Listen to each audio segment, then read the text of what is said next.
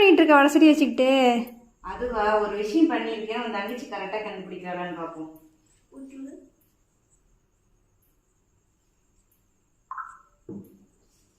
என்ன டேஸ்ட் வருது?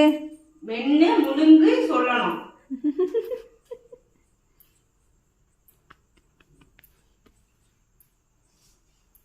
என்ன டேஸ்ட் வருது? எஸ், கருவேப்பிலை தொக்கு தான். இப்போ நம்ம வந்து கருவேப்பிலை தொக்கு செஞ்சு அதில் சட்டியில் இருக்கிறத பார்க்கும்போது எனக்கு சாப்பிடணும்னு தோணுச்சு. அதனால மதியம் வச்ச சோறு இருந்துச்சு போட்டு பிசைஞ்சு கருவேப்பிலை தொக்கு சோறு தான் சாப்பிட்றேன். இது வந்து பேச்சுலர்ஸ் எல்லாத்துக்கும் ரொம்ப யூஸ்ஃபுல்லாக இருக்கும். கேர்ள்ஸ் எல்லாத்துக்கும் இன்னும் ரொம்ப யூஸ்ஃபுல்லாக இருக்கும். கருவேப்பிலை சாப்பிடாதவங்க கூட இதை சாப்பிட்ருவாங்க. சாப்பிடலாம். ஏன்னா கருவேப்பிலை டேஸ்ட் அப்படியே இருக்கும், நல்லா டேஸ்ட்டாகவும் இருக்கும். இது இட்லி தோசை அந்த மாதிரி சூடாக சோறு வச்சு அதுக்கும் நீங்கள் பிசைஞ்சு சாப்பிட்டுக்கலாம். சப்பாத்திக்கு சாப்பிட்டுக்கலாம். நல்லா ஹேர் க்ரோத் ஆகும். எல்லா இடத்துக்கும் இது தெரியும்னு நினைக்கிறேன்.